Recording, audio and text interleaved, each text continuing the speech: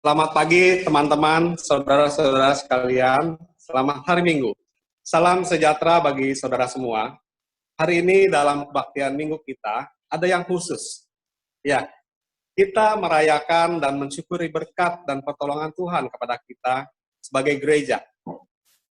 37 tahun sudah gereja kita dilembagakan sebagai gereja. Hal inilah yang seharusnya kita syukuri, sambil terus melanjutkan pelayanan yang terbaik untuk memuliakan nama Tuhan. Tidak seperti minggu-minggu lalu, kebaktian online hari ini sedikit berbeda. Kita menggunakan meeting Zoom, agar hari ini kita bisa terlibat dan berpartisipasi. Melalui kebaktian model ini, kami berharap meski kita berada di rumah masing-masing, namun persekutuan ibadah kita menjadi semakin erat.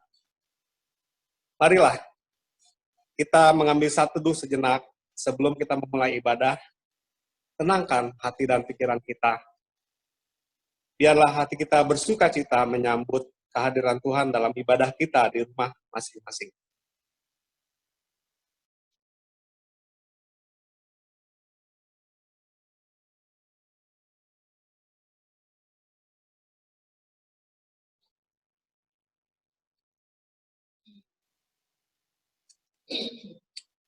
Saudara-saudara, tema khotbah pengucapan syukur HUT GKI Mangabesar ke-37 Minggu 26 Juli 2020 adalah GKI Mangabesar hidup sebagai warga kerajaan Allah. Kerajaan sorga kerap dipahami sebagai suatu realitas yang dapat dinikmati di seberang kematian. Pemahaman seperti ini akan membuat kita terjebak dalam dua ekstrem atau dua pemahaman. Yang pertama yaitu, karena kerajaan sorga hanya akan dirasakan nanti. Maka saat ini kita hidup dengan standar yang berlaku di dunia. Kita sama seperti orang-orang lain juga yang tidak mengenal Allah. Itu pemahaman yang pertama. Lalu kemudian pemahaman yang kedua, sikap yang berlawanan dengan itu, yaitu eksklusif. Menutup diri dari pergaulan yang dunia dengan maksud agar tidak tercemar. Nah, dengan tema HUT kita, GKI Mangabesar hidup sebagai warga kerajaan Allah, hendaknya menegaskan kembali bahwa benar, kita adalah warga negara Indonesia dan warga dunia. Kita tidak berbeda dari siapapun. Menjalani kehidupan sebagai warga negara yang baik, sama berlaku untuk semua orang. Namun kita diingatkan bahwa kita juga adalah warga negara kerajaan sorga, yang seharusnya menerapkan norma-norma kerajaan sorga dimanapun Tuhan menempatkan kita.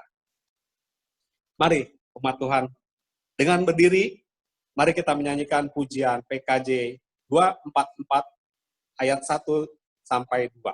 Sejenak aku menoleh.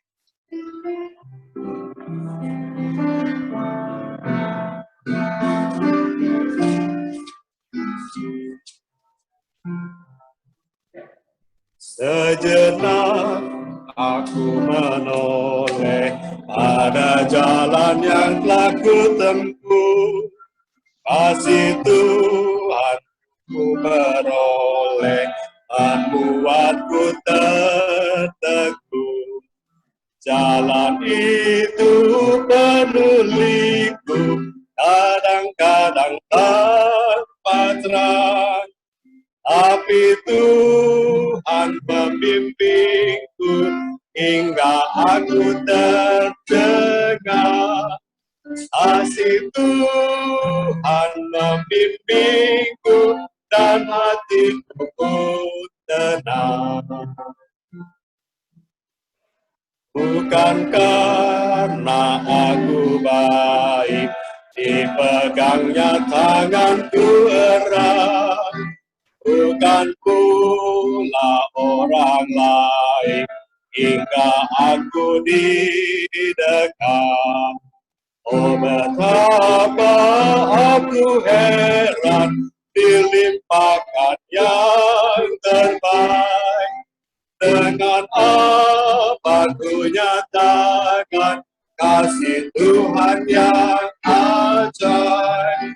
Ku lakukan, ku sebarkan kasih Tuhan yang ajaib. Saudara-saudara, 37 tahun Tuhan menyertai perjalanan kehidupan gereja kita. Kita dimintanya melayani dengan menghadirkan tanda-tanda kerajaan Allah. Tanda-tanda itu antara lain adalah kasih, perdamaian, dan pengampunan. Sudahkah kita mewujudkannya?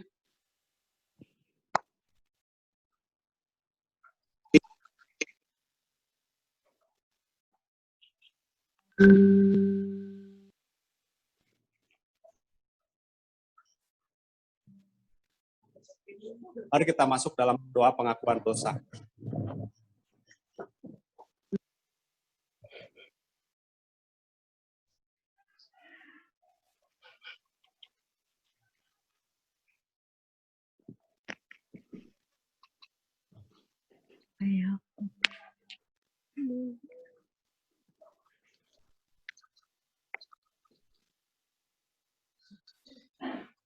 Yakub akan memimpin dalam doa pengakuan dosa.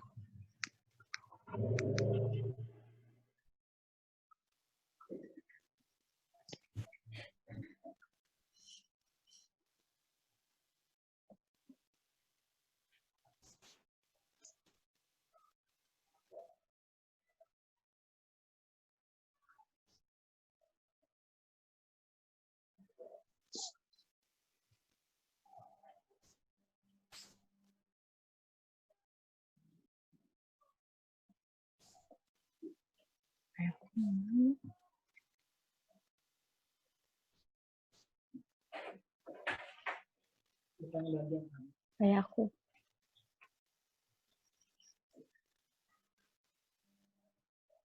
Bapa di dalam sorga, sebagai pelaku sejarah GKI Mangga Besar, kami bersyukur Tuhan mempercayakan tugas kesaksian kepada kami. Namun bila kami jujur, ada kalanya kami tidak melayani dengan sungguh-sungguh. Banyak kesempatan yang berlalu dengan sia-sia. Tanpa disadari, ini usia kami semakin bertambah, dan kekuatan kami semakin berkurang. Ampuni kami kalau kami belum bisa menjadi contoh untuk anak-anak dan cucu-cucu kami sebagai penerus gereja kami.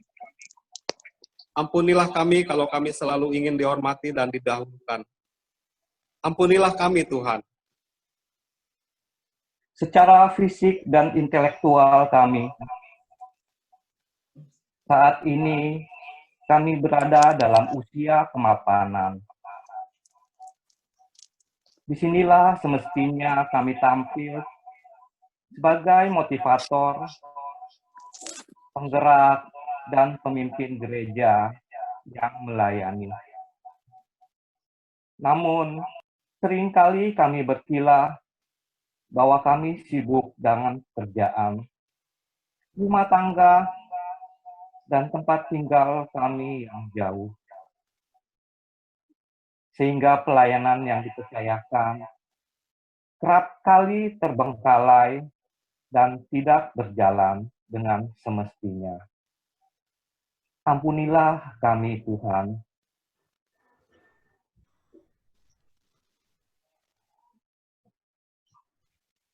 Usia kami adalah usia dewasa muda, penuh dengan energi tetapi juga pencapaian karir pekerjaan yang sedang terus kami tekuni.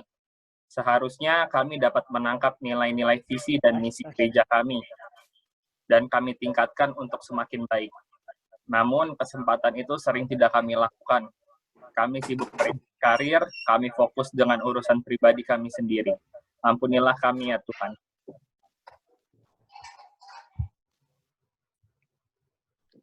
Sebagai remaja dan pemuda, kami sering disebut tulang punggung pelayanan dan kepemimpinan gereja. Kesinambungan gereja berada pada generasi kami. Namun, nyatanya seringkali kami hanya mau mengerjakan apa yang kami suka. Kami kurang mempersiapkan diri dalam pembinaan dan pelayanan. Ampunilah kami ya Tuhan. Tuhan, ampunilah kami kalau dalam beribadah kami lebih suka bermain-main dan tidak memperhatikan apa yang disampaikan oleh guru-guru sekolah minggu kami.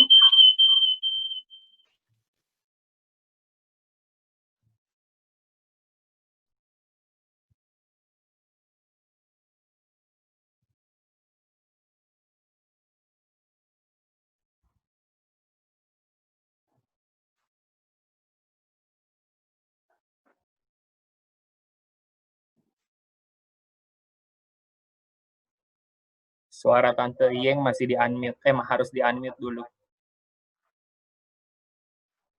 Tugas kepemimpinan menurut tata gereja kami berada di pundak kami. Ampunilah kami sebagai penatua dan pendeta yang seharusnya melayani Engkau dengan tulus, menjadi pemimpin yang melayani, menjadi contoh dan teladan bagi umat, dan menjadi penilik jemaat-Mu yang telah Engkau tebus dengan darah anak-Mu.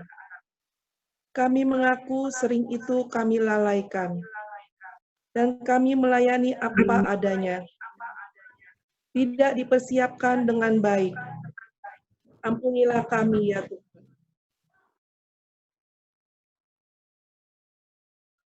Inilah pengakuan dosa kami yang kami sampaikan kepadamu. Ampunilah seturut dengan belas kasihan-Mu. Di dalam nama Tuhan Yesus penebus dosa kami berdoa kepada Bapa di surga. Amin. Mari saudara dengan bangkit berdiri kita mau dengarkan berita anugerah.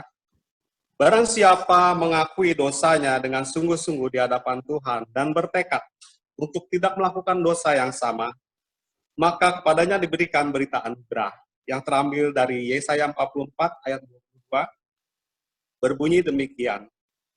Aku telah menghapuskan segala dosa pemberontakanmu, seperti kabut diterbangkan angin, dan segala dosamu seperti awan yang tertiup. Kembalilah kepadaku, sebab aku telah menebus engkau. Demikianlah berita anugerah dari Tuhan. Syukur kepada Allah. Kita mau dengarkan kesaksian pujian dari KAA yang akan dibawakan oleh Arif.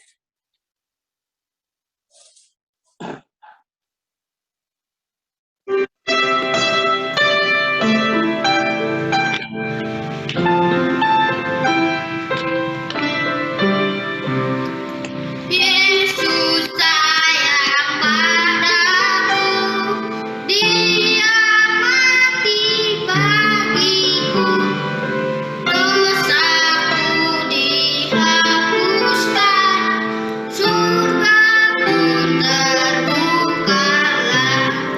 Yesus Tuhanku, sayang padaku. Itu firman-Nya di dalam Alkitab.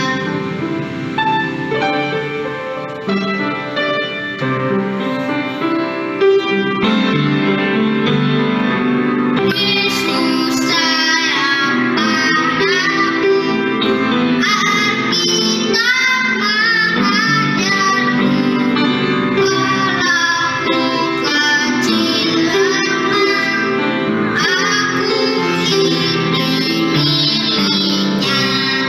Yesus Tuhanku, sayang padaku. Itu firman-Nya di dalam Alkitab.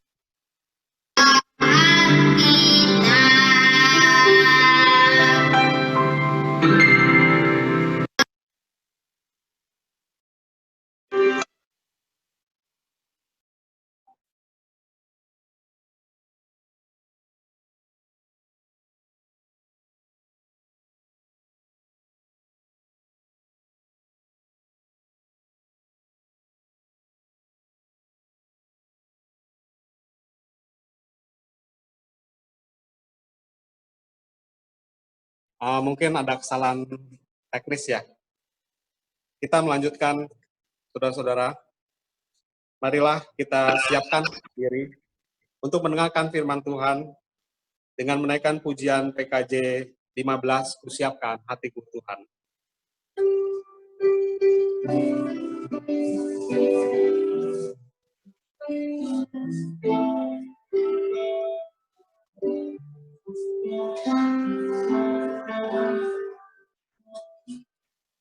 Kusiapkan hatiku Tuhan, menyambut firman-Mu saat ini.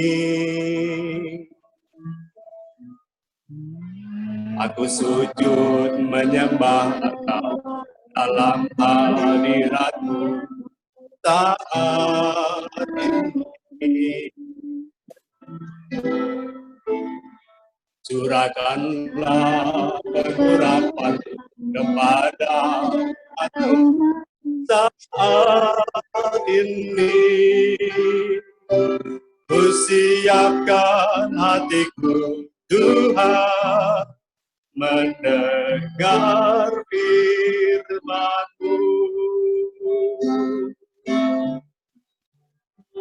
Firman-Mu, Tuhan, tiada berubah.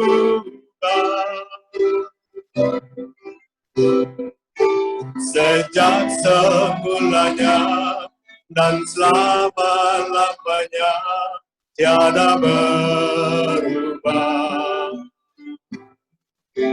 Firman-Mu, Tuhan, penolong hidupku.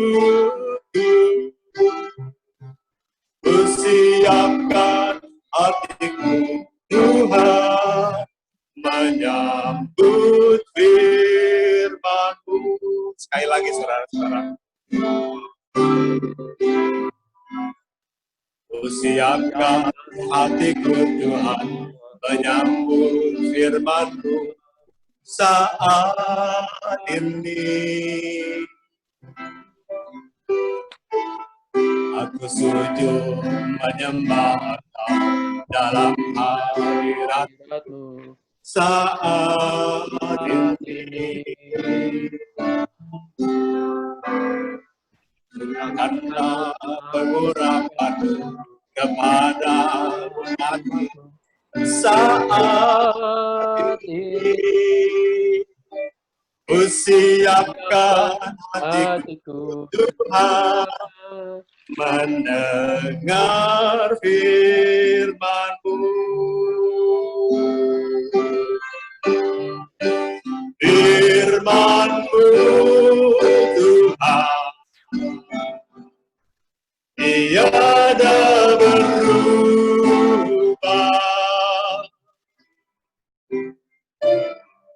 Sejak semulanya dan selama-lamanya tiada berubah. Firman-Mu, Tuhan,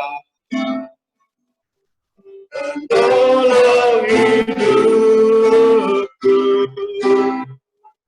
Ku siapkan hatiku, Tuhan, menyambut firman-Mu.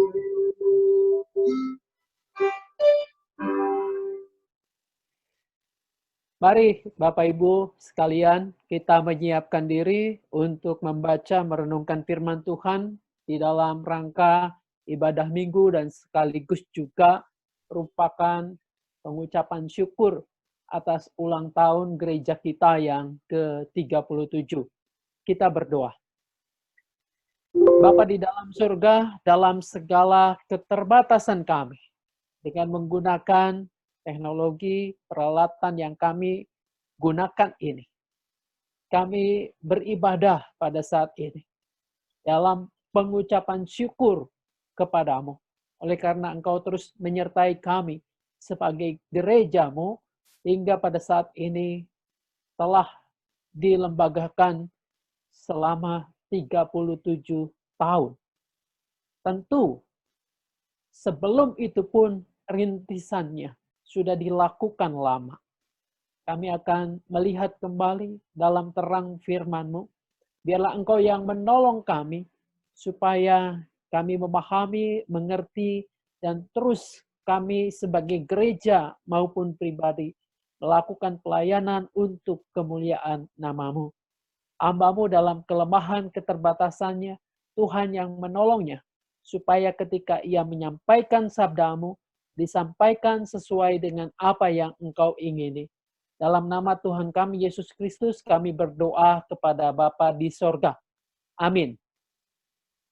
Bapak Ibu sekalian yang dikasihi dan mengasihi Tuhan Yesus, tadi di awal di kata pembuka kita sudah dinyatakan bahwa tema kebaktian hari ini dalam rangka pengucapan syukur ulang tahun pelembagaan gereja kita ke-37 adalah GKI Mangga Besar. Tentu ini adalah Anda dan saya, warga-warganya adalah warga kerajaan surga yang Tuhan tempatkan tentunya di Mangga Besar, di Jakarta, dan sekitarnya ini. Mari kita menyiapkan Matius 13 ayat 31 sampai 33, lalu kemudian akan kita lanjutkan 44 sampai 52. Saya akan membacakan untuk kita semua. Inilah Injil Tuhan Yesus Kristus menurut Matius pasal 13 ayat 31 sampai 33 dan 44 sampai 52. Simak dan dengarkanlah Injil Tuhan Yesus Kristus. Yesus membentangkan suatu perumpamaan lain lagi kepada mereka, katanya, Al-kerajaan sorga itu seumpama biji sesawi yang diambil dan ditaburkan orang di ladangnya. Memang biji itu yang paling kecil dari segala jenis benih. Tetapi apabila sudah tumbuh, sesawi itu lebih besar daripada sayuran yang lain. Bahkan menjadi pohon sehingga burung-burung di udara datang bersarang pada cabang-cabangnya. Dan ia menceritakan perumpamaan ini juga kepada mereka. Hal kerajaan sorga itu seumpama ragi yang diambil seorang perempuan dan diadukkan ke dalam tepung terigu 3 sukat sampai kamir seluruhnya. Ayat 44. Hal kerajaan surga itu seumpama harta yang terpendam di ladang, yang ditemukan orang, lalu dipendamkannya lagi oleh sebab sukacitanya, pergilah ia menjual seluruh miliknya, lalu membeli ladang itu. Demikian pula hal kerajaan surga itu seumpama seorang pedagang yang mencari mutiara yang indah. Setelah ditemukannya mutiara yang sangat berharga, ia pun pergi menjual seluruh miliknya, lalu membeli mutiara itu.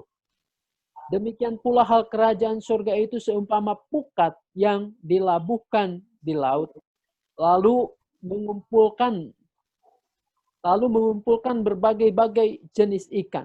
Setelah penuh, pukat itu pun diseret orang ke pantai, lalu duduklah mereka dan mengumpulkan ikan yang baik ke dalam pasu dan ikan yang tidak baik mereka buang. Demikianlah juga pada akhir zaman. Malaikat-malaikat akan datang memisahkan orang jahat dari orang benar. Lalu mencampakkan orang jahat ke dalam dapur api, di sanalah akan terdapat ratapan dan kertakan gigi. Mengertikah kamu semuanya itu? Mereka menjawab, ya, kami mengerti. Maka berkatalah Yesus kepada mereka, karena itu setiap ahli Taurat yang menerima pelajaran dari hal kerajaan surga itu, seumpama tuan rumah yang mengeluarkan harta yang baru dan yang lama dari perbendaharaannya. Saudara-saudara, sampai demikian jauh pembacaan Alkitab firman Tuhan. Yang berbahagia adalah setiap kita yang mau mendengarkan firman Allah, memelihara dengan melakukannya. Haleluya.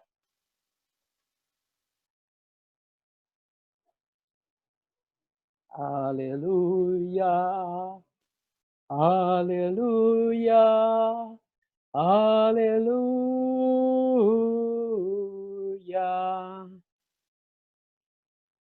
Selamat pagi, menjelang siang, Ibu Bapak yang dikasihi Tuhan. Tentu saya mengucapkan selamat berulang tahun untuk kita semua. Saya senang dan saya juga tertegun tadi melihat wajah-wajah ibu bapak sekalian. Biasanya kebaktian kita mungkin Anda layaknya seperti menonton. Tapi kali ini kita bisa bertegur sapa, berinteraksi, meskipun memang ada hal-hal yang terbatas. Tapi minimal kita masih menikmati kebersamaan ini. Bahkan yang jauh, yang dekat, kita bisa berhimpun, bersekutu bersama-sama dalam ibadah kali ini. Saya gembira juga melihat Kok Kim Siang yang jauh dari Papua di sana, begitu ya. Lalu kemudian Pak Roni, ada Pak Otong, Pak Yadi, dan kalau disebutkan satu-satu ya tentu juga banyak. Biarlah ini semua juga menolong kita untuk bersama-sama kita sebagai jemaat GKI Mangga Besar tetap bersyukur atas karya Tuhan, atas penyertaan Tuhan, meskipun tidak dipungkiri ada banyak pergumulan-pergumulan yang seringkali juga menyesakkan dada kita, yang membuat kita gelisah, yang membuat kita mungkin tertekan, yang membuat kita sedih. Tapi percayalah bahwa Tuhan senantiasa menolong kita. Saudara-saudara, tema kali ini adalah GKI Mangga Besar hidup sebagai warga kerajaan Allah atau warga kerajaan sorga. Dalam teologi Kristiani, ya khususnya Perjanjian Baru, kerajaan Allah seringkali juga identik dengan apa yang disebut kerajaan sorga. Nah, ketika seseorang berbicara tentang kerajaan sorga atau sorga itu sendiri, seringkali orang menempatkannya bahwa nanti sajalah sorga itu adanya kan sesudah kita dipanggil Tuhan, sesudah kita mati. Baru kemudian Tuhan akan memberikan janji-janji itu melalui ya tadi anaknya Yesus Kristus dalam kerajaan surga bersama-sama. Apakah hal-hal yang seperti ini kita pahami begitu? Apakah kerajaan surga hanya berada nanti saja sesudah kematian? Saudara-saudara, kalau kita baca, kita teliti dengan baik, minimal dalam pembacaan yang tadi kita baca dalam Injil Matius itu, kalau saya tanya ada berapa perumpamaan itu yang kita baca dari Injil Matius pasal 13 ayat 31 sampai 33 disambung 44 sampai 52. Kalau kita cermat melihat, mengamati bacaan kita ini, cukup pendek bacaannya, tapi di dalamnya itu berisi ada 5 perumpamaan. 5 perumpamaan tentang apa? Tentang kerajaan sorga. Saudara-saudara, kalau kita bagi lagi dari 5 perumpamaan ini, ada 2 pasang perumpamaan kembar, dan ditutup satunya perumpamaan tentang pukat itu, tentang jaring untuk menangkap ikan. Jadi 5 perumpamaan ini. Nah, kalau kita bicara bahwa sorga, kerajaan sorga itu adanya nanti di seberang kematian, terus buat apa Yesus mengajarkan itu? Yesus mengajarkan perumpamaannya seperti biji sesawi tadi, seperti ragi, lalu kemudian seperti mutiara, seperti harta terpendam. Kan Yesus tidak mengatakan, perumpamaanku ini, ajaranku ini tentang kerajaan surga, nanti ya diterapkannya sesudah kematian saja. Di rumah Bapa di surga saja. Kan enggak begitu. Kita harus mengingat bahwa kerajaan Allah itu, misalnya, Yesus pernah mengatakan dalam Lukas 11 ayat 20, ketika aku mengusir setan, maka kerajaan Allah itu sudah hadir, sudah ada di bumi ini. Jadi ketika Yesus berkarya di bumi ini, Ia mengajar, Ia memulihkan orang-orang yang mengalami kelemahan, yang buta dicelitkan, yang lumpuh dibangkitkan, yang kerasukan setan-setannya diusir, dan seterusnya. Bukankah ini adalah pertanda kerajaan Allah itu sedang datang atau sudah datang di dalam diri Tuhan Yesus Kristus? Terus kemudian orang mengatakan, oke lah kita percaya bahwa kerajaan Allah itu datang dalam diri Yesus Kristus.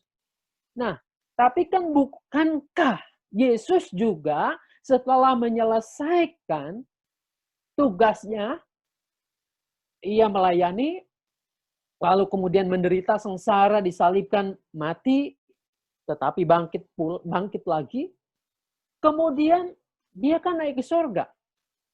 Kalau kerajaan Allah identik dengan Yesus, maka Yesusnya naik ke surga, kerajaannya naik ke surga juga dong. Ya. Ada orang yang berpendapat begitu. Bahwa kalau kerajaan Allah sama dengan pelayanan Yesus Kristus, maka Yesusnya kalau sudah naik ke surga, kerajaannya nggak ada lagi di bumi. Berarti sudah ada di surga. Makanya kemudian Ia mengajarkan orang Kristen berdoa, datanglah kerajaanmu. Saudara-saudara, saya harap kita nggak jadi bingung di situ. Kerajaan Allah datang hadir di bumi ini. Kerajaan surga datang di bumi ini melalui karya Yesus Kristus. Memang benar, Yesus akhirnya kembali ke surga. Tetapi sebelum Ia kembali ke surga, apa yang dilakukan oleh Tuhan Yesus? Yang dilakukan oleh Tuhan Yesus, Ia melayani tetapi mempersiapkan murid-murid. Ia memanggil sejumlah murid, 12 murid itu. Memang ada satu yang berkhianat, tetapi Ia mempersiapkan para murid itu. Lalu kemudian Ia meyakinkan para murid. Dan para murid diberinya kuasa. Untuk apa? Untuk melakukan hal yang sama yang Yesus lakukan. Yaitu untuk menghadirkan, menyatakan kerajaan Allah di bumi ini. Menyatakan kerajaan surga dimanapun para murid itu berada. Jadi tidak benar kalau kemudian orang berpikir bahwa kerajaan Allah itu identik dengan Yesus, maka ketika Yesus kembali ke surga, kerajaannya pun terangkat lagi ke surga. Enggak begitu. Karena Yesus memberi kuasa kepada murid-muridnya, mengutus murid-muridnya untuk menyatakan itu bagi dunia ini. Nah, kita pun juga sama sebenarnya seperti itu. Kita mengenal Yesus, kita percaya kepada Yesus. Kita pun mestinya yakin bahwa Tuhan memberi kita kuasa, memberi kita kemampuan untuk menyatakan kerajaan surga kini dan di sini. Jadi ada banyak tantangan. Iya, tantangannya begitu besar, begitu banyak. Saudara-saudara, bukankah para murid juga bersama dengan Tuhan Yesus? Tantangan yang mereka hadapi itu begitu besar. Namun kita lihat, tantangan yang begitu besar itu mestinya harus dapat diatasi. Yesus mengumpamakan tadi, kerajaan Allah dalam perumpamaan yang pertama dan yang kedua itu artinya hampir sama. Ada biji sesawi. Yesus mengatakan biji sesawi ini biji yang paling kecil katanya. Saya tidak tahu, saya suka nanam sesawi juga di sini. Tapi yang jelas, kalau yang saya tanam nggak pernah jadi pohon besar, lalu kemudian ada burung bersarang di situ. Rasanya mungkin sesawinya beda. Ibu Erwin mungkin tahu yang sudah ke Israel ke sana. Bijinya seperti apa, lalu kemudian pohonnya seperti apa. Saudara-saudara, kemudian ada orang yang mengatakan begini, oh enggak, biji sesawi itu bukan yang paling kecil. Ada yang lebih kecil lagi, katanya. Saudara-saudara, perumpamaan ini tidak memperdebatkan yang paling kecilnya itu apa. Tapi pada zaman Tuhan Yesus, pengetahuan mereka tentang tumbuh-tumbuhan, tentang sayur-sayuran, mereka hanya mengenal pada waktu itu, ya memang benar. sesawi itu yang terkecil. Tapi kalau udah ditanam, dia akan lebih besar daripada pohon atau sayuran lain. Artinya apa? Kerajaan Allah itu mulanya kecil saja. Sama seperti Yesus ketika manggil murid-murid. Murid-murid itu kecil. Baik dalam ukuran jumlah maupun kapasitas intelektual mereka. Mereka orang-orang yang terpinggirkan. Mereka orang-orang sederhana, nelayan, petani mungkin. Yang seringkali tidak dianggap. 12 orang, kecil. Nah dari sinilah kemudian Yesus mulai. Lihatlah proses itu terus-menerus bergulir, bertumbuh. Akhirnya menjadi pohon yang besar. Yang paling kecil akan menjadi besar. Saudara-saudara, kalau saya membaca, merefleksikan bagian perumpamaan ini, saya mengingat mangga besar. Mangga besar namanya aja besar. Kalau saya khotbah kemana-mana, seringkali itu yang ditanya. Pak, mangga besar itu pendetanya ada berapa ya Pak? Wah, saya sering mengatakan, satu aja kelebihan. Jadi, nama mangga besar itu mungkin nama besarnya di belakang itu menjadi sesuatu image tersendiri orang yang belum pernah ke mangga besar. Saya mengatakan mangga besar jemaat kecil. Dengan anggota-anggotanya yang kalau kebaktian tidak sampailah 80-100. Paling 50 sampai 60-an. Kurang lebih begitu. Nah saudara-saudara, apakah yang kecil ini lalu kemudian kita hanya melihat, oh kami mah kecil gitu. Seharusnya kita menyadari bahwa yang kecil ini bisa dipakai oleh Tuhan untuk menjadi besar. Jangan pesimis dengan ini. Saya seringkali mengumpamakan, saya ingin jemaat Mangga Besar suatu saat menjadi jemaat yang dipakai contoh oleh Paulus, yaitu jemaat-jemaat Makedonia. Jemaat Makedonia seperti apa? Seperti jemaat Tesalonika, seperti mungkin Kolose, Filipi. Jemaat yang kecil, mereka sederhana, tetapi dipakai contoh untuk gereja yang besar, jemaat Korintus. Lihat tuh, jemaat Makedonia itu jemaat kecil, tetapi mereka sanggup memberikan sebuah pelayanan jauh melebihi apa yang kami minta. Itu kata Paulus. Mangga besar bisa nggak? Harusnya bisa. Karena Tuhan Yesus pernah mengatakan, yang kecil ini akan menjadi yang besar. Ini sama seperti perumpamaan yang tadi saya sebutkan, perumpamaan kembar ini, yaitu perumpamaan tentang ragi. Ragi sedikit saja mengamirkan. Kalau tadi perumpamaan tentang biji sesawi adalah sebuah proses. Kerajaan Allah itu proses dari yang kecil, tidak ujuk-ujuk gitu ya, bahasa Mangga Besar, tidak ujuk-ujuk datang dari langit besar, lalu kemudian ada di bumi, enggak. Tapi tumbuh dari yang kecil, yang sederhana. Kalau ragi itu diumpamakan adalah, ragi kan mengkamirkan, artinya kecil tapi mempengaruhi, menjadikan semua adonan itu menjadi apa? Kamir katanya. Yang kecil ini bisa berpengaruh. Jadi saudara-saudara, kecil ini jangan kemudian kita hanya melihat sisi negatifnya. Tapi bisakah jemaat Mangga Besar sebagai warga kerajaan Allah yang ditempatkan di sini bisa nggak punya pengaruh? Kalau ragi itu oleh orang Yahudi dipakai pengaruhnya pengaruh jelek.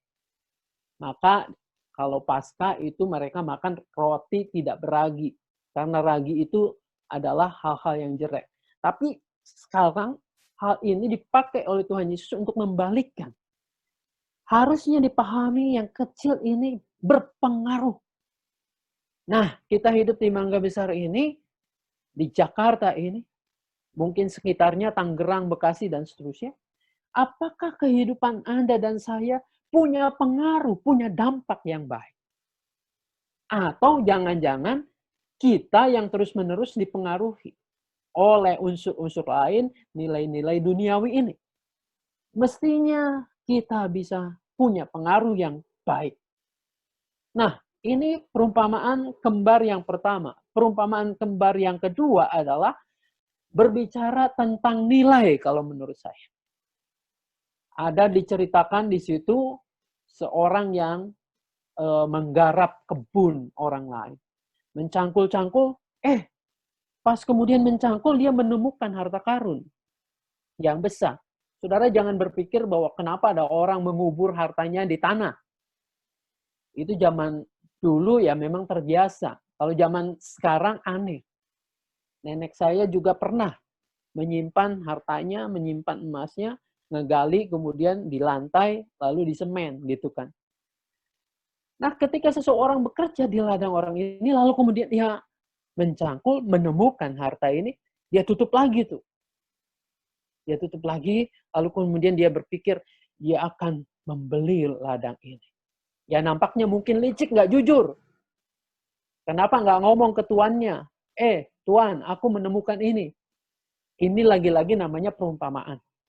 Jadi perumpamaan ini memperlihatkan bagaimana ada sesuatu yang begitu berharga, bernilai bagi orang ini, sehingga ia rela menjual semua apa yang ia miliki hanya untuk membeli ladang yang di dalamnya ada yang namanya harta karun yang luar biasa itu. Ini sama kan? Kembar makanya perumpamaan dengan perumpamaan mutiara tadi. Ada orang pedagang mutiara, cari-cari kemana-mana dan menemukan mutiara yang sangat indah, sangat bagus. Maka ia rela menjual semuanya untuk mendapatkan yang ini. Saudara-saudara, nilai kerajaan Allah itu adalah nilai yang harusnya kita yakini ini tertinggi. Sehingga orang kemudian akan melakukan apapun untuk mendapatkannya. Berjuang untuk mendapatkannya. Nah, disinilah sebetulnya Yesus mau mengajak kepada kita, Anda dan saya, memandang kerajaan Allah itu seperti apa? Apakah betul-betul seperti orang ini mendapatkan harta karun dan mendapatkan mutiara yang indah banget? Saudara-saudara, kalau kita mendapatkan kerajaan Allah, menaruhnya ini, lalu kemudian kita yakini ini adalah yang paling bernilai, yang paling berharga dalam hidupku, maka Anda dan saya akan melakukan apapun untuk mendapatkan itu. Saudara-saudara, bukankah Yesus juga mengatakan misalnya di dalam Matius 6 ayat 33, carilah dahulu kerajaan Allah dan kebenarannya, maka semuanya itu akan ditambahkan kepadamu. Jadi artinya apa, saudara-saudara? Anda dan saya mendapatkan kerajaan Allah, maka segala-galanya akan menyusul, akan ditambahkan kepadamu. Jadi kerajaan Allah, bicara kerajaan Allah adalah bicara sistem nilai. Apa yang paling berharga dalam hidup Anda, hidup kita, nah itulah yang kemudian menentukan sikap dan perjuangan kita. Ketika uang ataupun jabatan yang kita anggap ini paling bernilai, maka Anda akan mengorbankan apapun, termasuk teman, sahabat, dan lain sebagainya. Tapi ketika Anda meletakkan bahwa kerajaan Allah, mengenal Tuhan di atas segalanya, maka semuanya juga kita akan, seperti tadi perumpamaan, bisa kita akan lepaskan. Kita tidak terikat pada itu. Lalu kemudian, perumpamaan penutupnya, Yesus mengatakan, seperti jaring, seperti pukat itu. Mungkin ada orang sekarang mengatakan, Pak, di gereja juga ada banyak tuh orang yang ke gereja, yang jadi anggota, itu juga nggak baik-baik saja. Ada yang masih suka, misalnya, ada yang masih suka ngambil barang orang lain, ada yang masih mau nilap gitu ya, ada yang curang, ada yang masih suka benci, dan lain sebagainya. Ya bisa aja. Semua diterima, benar. Semua diterima. Sama seperti ikan yang dijaring itu. Saya bayangkan ini kayak seperti pukat harimau. Semua masuk. Tetapi ujung-ujungnya kan disortir. Dipilah. Ikan yang baik masuk ke dalam pasu, bisa dijual, dikonsumsi. Ikan yang jelek dibuang. Perumpamaan ini sama juga tentang perumpamaan gandum dan lalang. Lalang dibuang, dibakar, gandum masuk dalam lumbung sang tuannya. Para bapak gereja pernah mengatakan bahwa di gereja itu ada gereja yang kelihatan dan gereja yang tidak kelihatan. Gereja yang kelihatan adalah ya seperti kita. Oh, ada Daniel, ada Penatua Stefanus, ada Tri, ada semua bisa masuk. Itu kelihatan. Nah, saudara-saudara, siapa saja bisa masuk. Dalam jaring ikan apa saja bisa masuk ke dalamnya. Tetapi bapak-bapak gereja mengatakan ada satu lagi gereja yang sesungguhnya yang seringkali kita ucapkan dalam pengakuan iman. Ya, gereja sepanjang abad dan tempat. Gitu. Bahwa ini adalah orang-orang kudus, gereja yang kudus dan am. Itu hanya Tuhan sendiri yang tahu. Mungkin kita mengatakan, iya nggak apa-apa sih sekarang berbuat curang. Nggak apa-apa sih sekarang saya mencuri. Nggak apa-apa sih saya sering menyakiti orang. Atau saya hidup di gereja, saya jadi anggota mangga besar misalnya. Suatu saat sadarilah, akan ada pemilahan itu. Apakah kita benar-benar warga kerajaan Allah, warga kerajaan surga, atau justru Yesus mengatakan tempatnya di sanalah akan terdapat kertak gigi. Ya. Lalu dimasukkan ke dalam api yang tak terpadamkan. Kan rasanya sayang. Sudah mengenal Tuhan, sudah melayani Tuhan, tapi hidup kita tidak berubah. Sekarang saya mau mengajak kita untuk kepada bagian akhir ini. GKI Mangga Besar hidup sebagai warga kerajaan Allah. Benar, kita adalah warga negara Indonesia. Mungkin warga Jakarta, warga Tangerang, warga Bekasi ada di dalamnya. Tapi apakah ada yang membedakan bahwa ketika kita disebut murid-murid Tuhan, ketika Paulus juga sering mengatakan bahwa kewarganegaraan kita adalah warga negara sorga yang Tuhan tempatkan di dunia ini. Ada enggak bedanya? Ada enggak di Mangga Besar itu orang merasakan, oh ini di tempat ini ada kedamaian. Kalau menginjak gereja kita, ya suatu kali nanti kalau kita sudah boleh kebaktian di gereja lagi. Ketika kita sampai, oh di sini tempat yang menyejukkan. Di sini ada kedamaian. Di sini aku diterima apa adanya. Di sini orang-orang ramah. Bukan hanya mulutnya, tetapi hatinya. Ada nggak kira-kira tercermin di situ? Saya sih ketika ditanya, kemarin ada pelatihan kepemimpinan, sampai nanti minggu depan, masih terus saya ikuti, tentang John Maxwell. Nah, saudara-saudara, apakah di situ, begitu ya, dalam rumah kita, ibadah kita, gereja kita merasakan itu? Pembina dari kepemimpinan itu menanyakan kepada setiap peserta, mau jadi apa gerejamu? Sampai 2040 misalnya. Saya ditantang untuk itu. Lalu saya hanya mengatakan saya menginginkan, saya bermimpi bahwa gereja Mangga Besar itu adalah gereja yang penuh kedamaian. Gereja yang semua orang diterima padanya.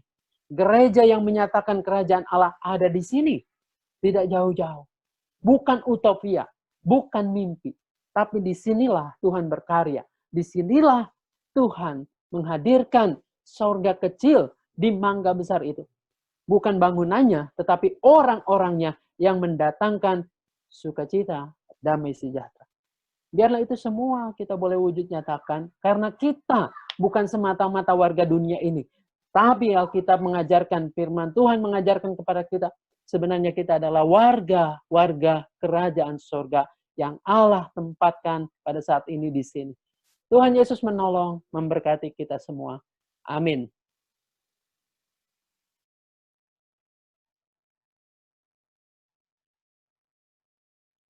Kita masuk saat teduh dan silakan kalau ada pujian.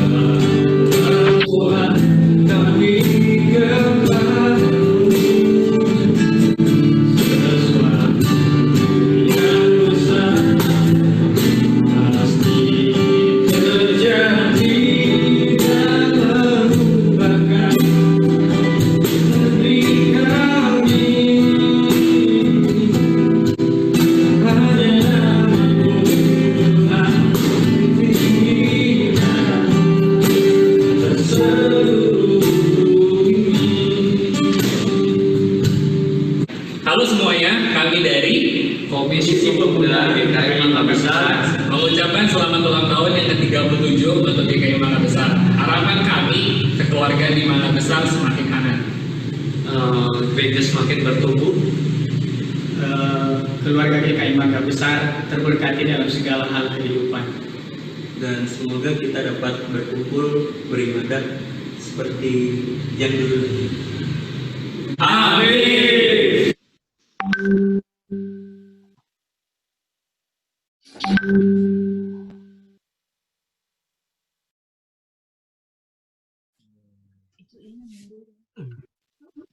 Mari umat Tuhan bersama dengan umat Allah di masa lalu, masa kini, masa depan, mengingat janji baptis kita dengan mengikrarkan pengakuan iman rasuli.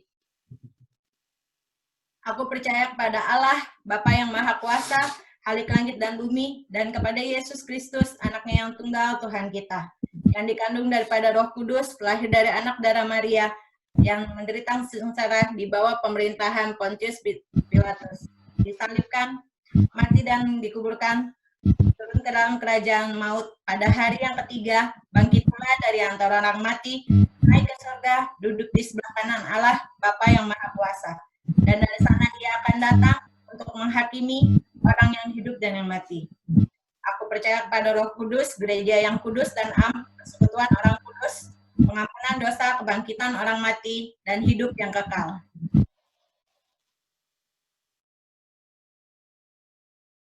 Kita akan mendengarkan sepintas perjalanan GKI Mangga Besar yang akan dibawakan oleh Bapak Yadi Sastra.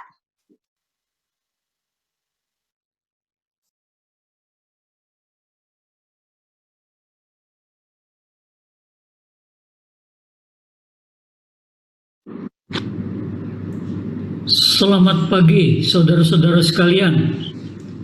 Saya mohon diperkenankan menyaksikan jalannya peristiwa dari gereja kita, yang tentunya diawali dari masa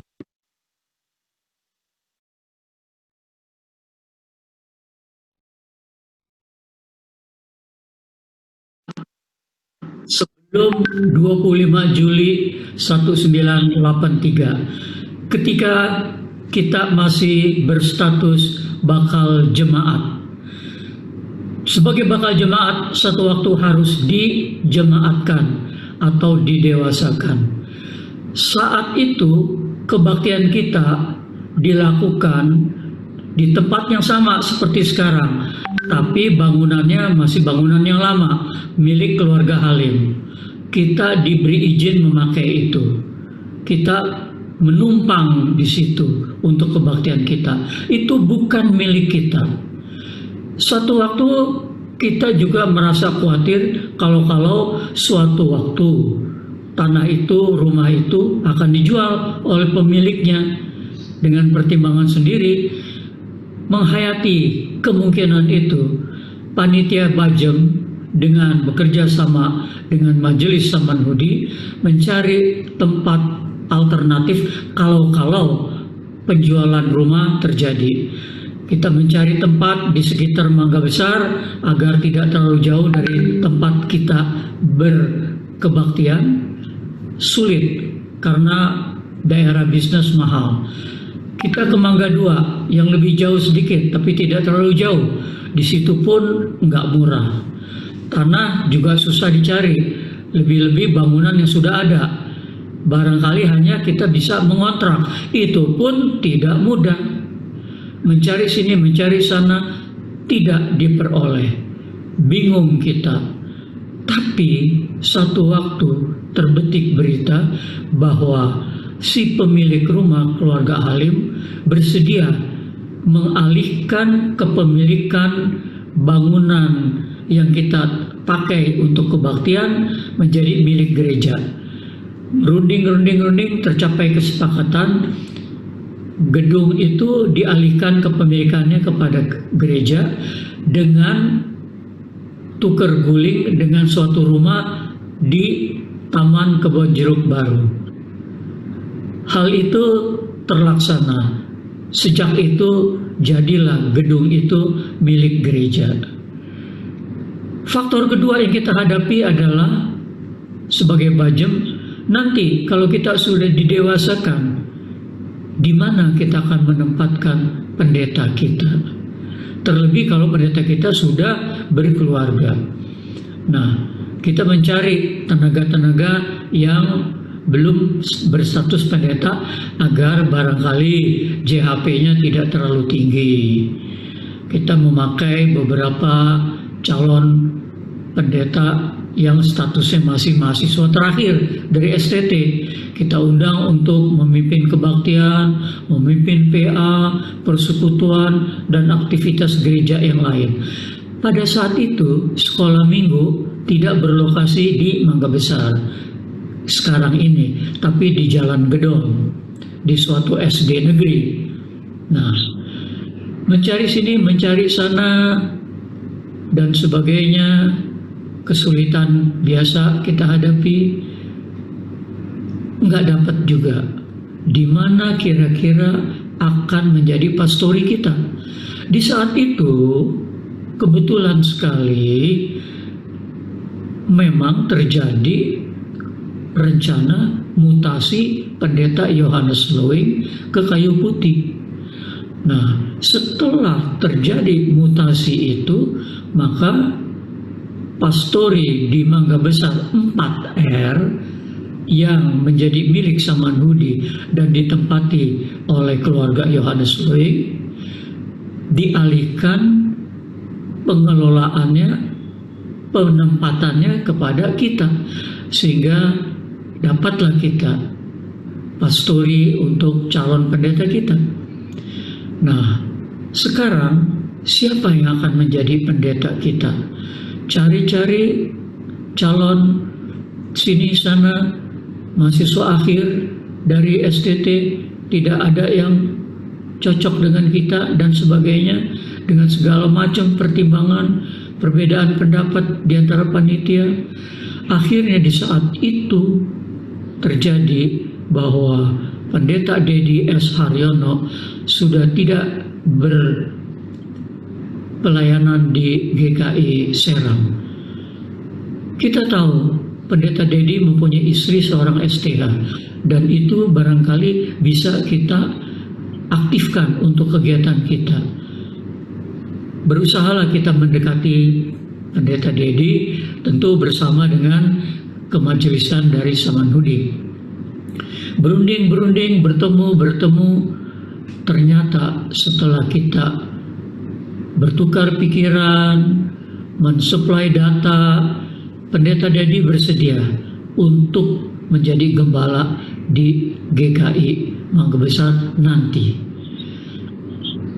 Gedung gereja sudah kita dapat, pastori gereja sudah ada, calon pendeta sudah ada. Sekarang mobil untuk pendeta dalam pelaksanaan tugas pelayanannya itu pun akhirnya bisa kita dapatkan.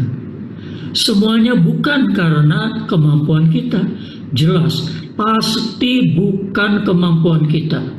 Itu adalah berkat karunia Tuhan. yang tidak bisa kita pikirkan sebelumnya. Siapapun yang aktif saat itu tidak bisa membayangkan bahwa 4 problema itu bisa teratasi sebelum 25 Juli 1983. Sebelum 25 Juli 1983, gedung yang kita tempati, kita lakukan renovasi yang syukur berkat anugerah dan penyertaan Tuhan, penyelesaiannya mendekati 95% di bulan Desember 1982. Sehingga kebaktian Natal bisa dilakukan di gedung yang setelah renovasinya selesai, lebih besar, lebih bagus dari sebelumnya. Semuanya itu bisa terjadi karena bersatu padunya dengan keyakinan penuh bersama-sama dengan si empunya gereja Tuhan kita sendiri, Kristus Yesus. Saudara percaya atau tidak, yang ikut serta dalam pemenuhan 4 problema kita, gedung gereja, pastori, pendeta, mobil gereja, yang ikut serta baik langsung atau tidak langsung, tapi semuanya tentu dengan pengetahuan sendiri-sendiri, sekitar lebih dari 4.000 orang. Saudara tidak percaya 4.000 orang lebih. Kenapa? Karena saat itu anggota jemaat Samanhudi jumlahnya sekitar 4.500. Yang berbakti di Mangga Besar sekitar 200 lebih. Jadilah lebih kurang sekitar 4.700 sampai 4.750 orang yang langsung tidak langsung, sadar atau tidak sadar, semua terlibat. Melalui apa? Melalui persembahan. Persembahan tiap minggu, tiap bulan, syukur tahunan, dan sebagainya, dan sebagainya. Banyak sekali pasti yang nggak menyadari bahwa di tangan-tangan yang menyerahkan persembahan di kantong kolektor terkumpulkan dana yang besar, bisa membeli rumah, menggantikan rumah keluarga Halim yang kalau nilainya sekarang berapa M. Pastori juga didapatkan. Kalau kita beli dengan harga yang sekarang, yang terakhir beberapa tahun yang lalu pastori itu kita jual kan untuk beli yang sekarang. Waktu itu kita jual kalau tidak keliru sekitar harga 2,5 M. Ya, berapa M yang harus dikeluarkan dengan hitungan sekarang untuk mendapatkan pastori dan gedung gereja, mobil? Saudara bisa perkirakan. Tapi semuanya terjadi karena Tuhan yang bekerja melalui anak-anaknya yang jumlahnya 4.700 sampai 4.700 orang. Syukur, syukur, syukur. Puji Tuhan, puji Tuhan. Haleluya. Selamat ulang tahun GKI Mangga Besar yang ke-37. Tuhan memberkati kita semua. Amin.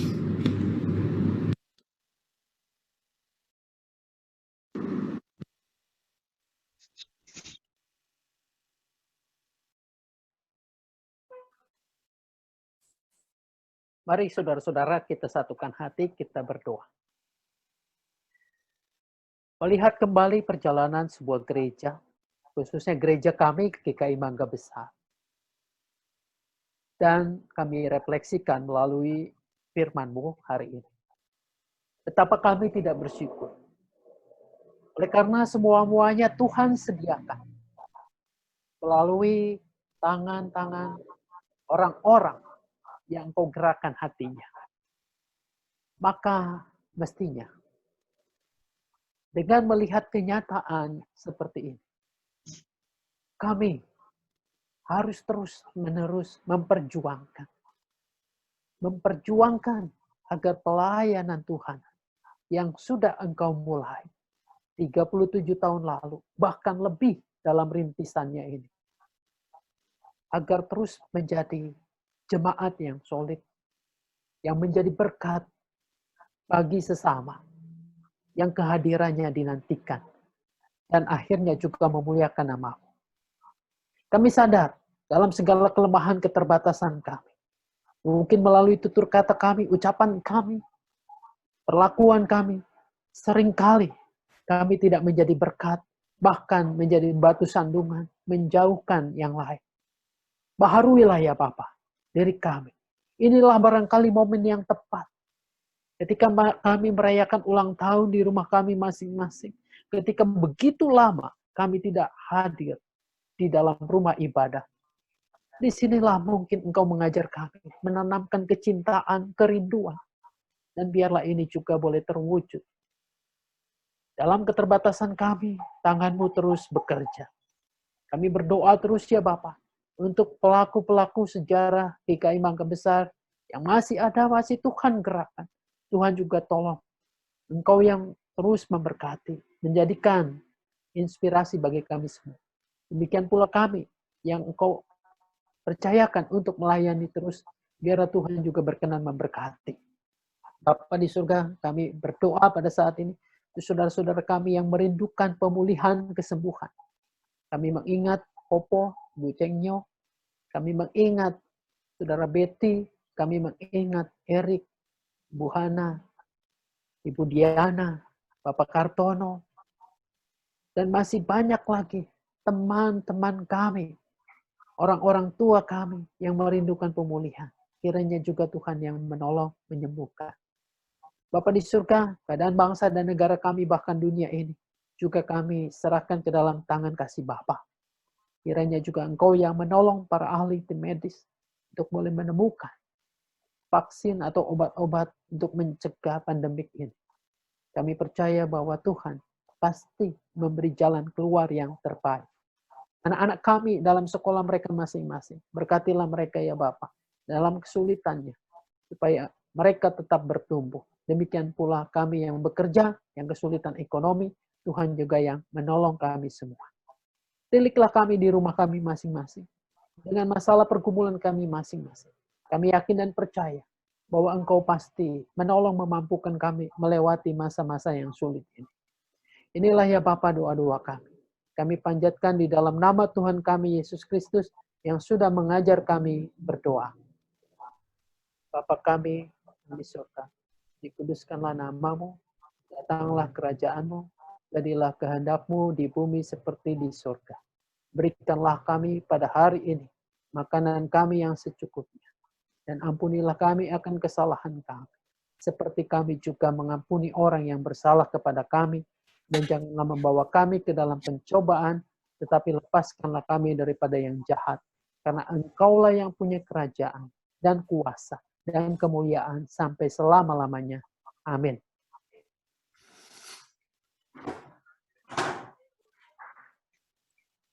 Marilah kita menyiapkan persembahan kita. Firman Tuhan dalam Yesaya 44 ayat yang ke-23a. Bersorak-sorailah hai langit, Tuhan telah bertindak. Bertepik soraklah hai rahim bumi. Bergembiralah dengan sorak-sorai hai gunung-gunung, hai hutan, serta segala pohon di dalamnya. Dengan landasan firman Tuhan ini, marilah kita membawa berkas persembahan sebagai ungkapan syukur kita kepada Tuhan. Penyerahan persembahan dapat dilakukan dengan cara transfer ke rekening BCA GKI Mangga Besar nomor 6840299-340, atau saudara dapat memasukkannya dalam amplop, disimpan dalam sebuah tempat, dan nanti ketika sudah bisa beribadah di gereja, dapat diserahkan di gereja. Mengirim persembahan, mari kita menyanyikan pujian dari PKJ 146, baitnya yang pertama sampai yang ketiga. Bawa persembahanmu.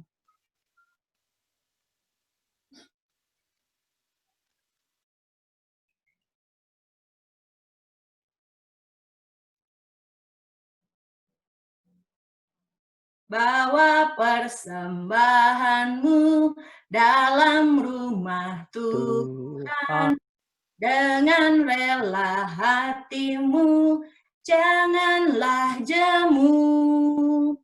Bawa persembahanmu, bawa dengan suka, bawa persembahanmu.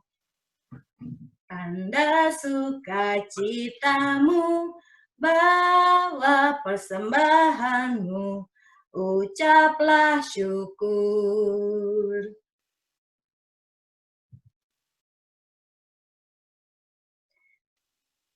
Rahmat Tuhan padamu tidak tertandingi oleh apa saja pun dalam dunia. Kasih dan karunia sudah kau terima, bawa persembahanmu, tanda sukacitamu, bawa persembahanmu, ucaplah syukur. Mari dengan bangkit berdiri, kita mau bawa persembahan kita dalam doa.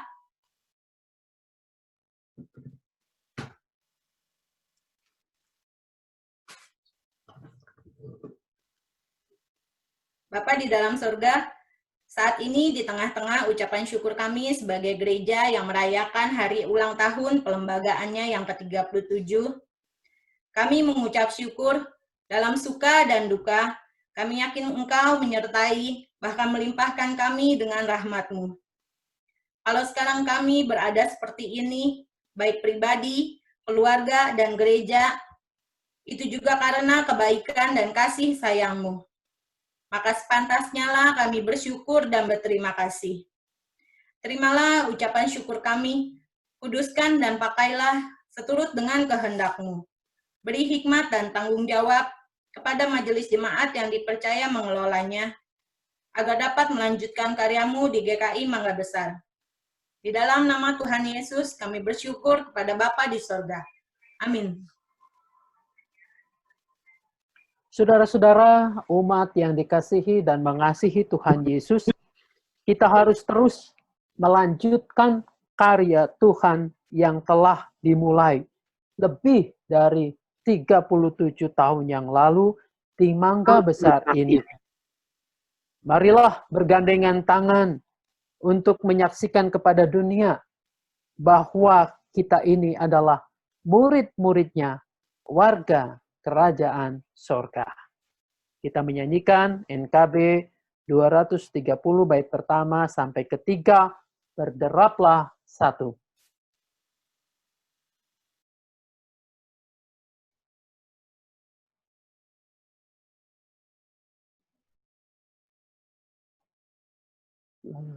Satu.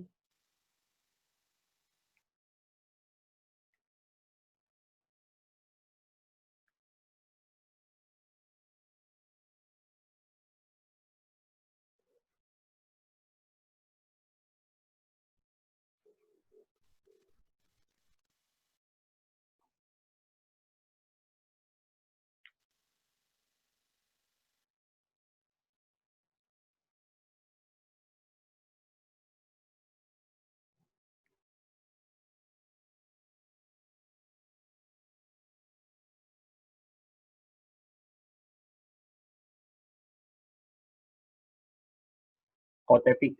Kita nggak bisa dengar suara dari Kotepi.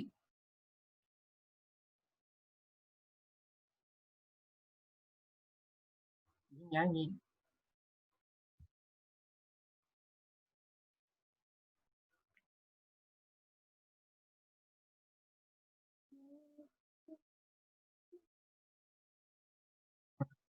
Siapa yang ngaji?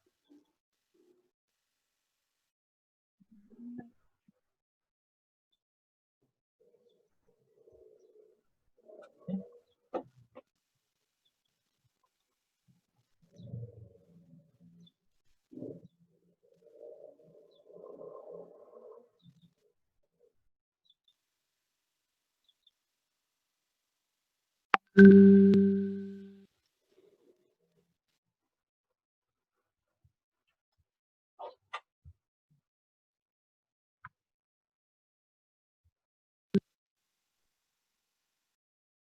suaranya nggak masuk nih.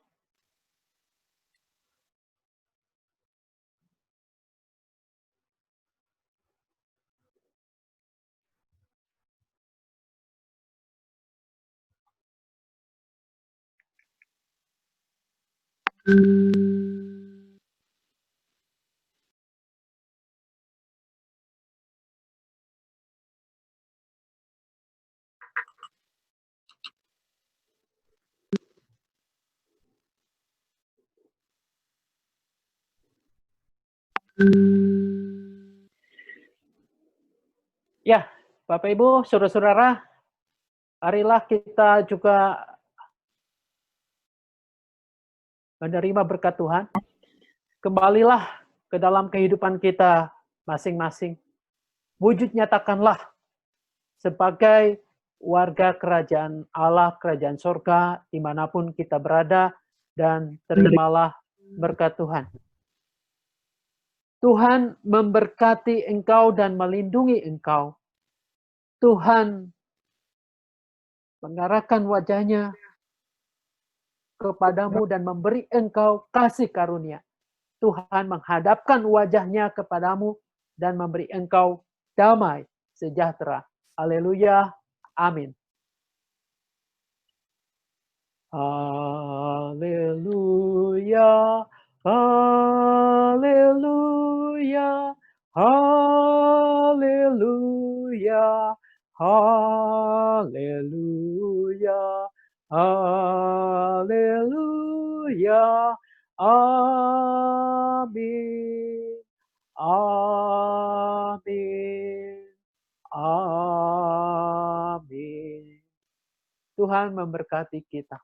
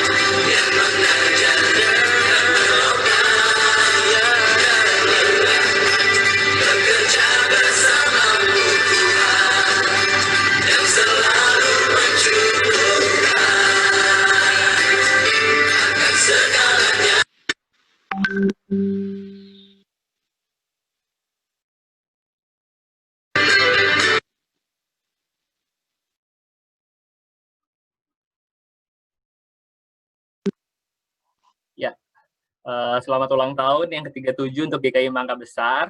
Apa Kotepi udah bisa masuk lagi, join lagi? Iya, Neil, udah bisa. Oke. Terima kasih teman-teman. Kita sudah kebaktian online sama-sama pada hari ini. Kiranya terus Tuhan berkati kehidupan kita berjemaat sebagai jemaat di Mangga Besar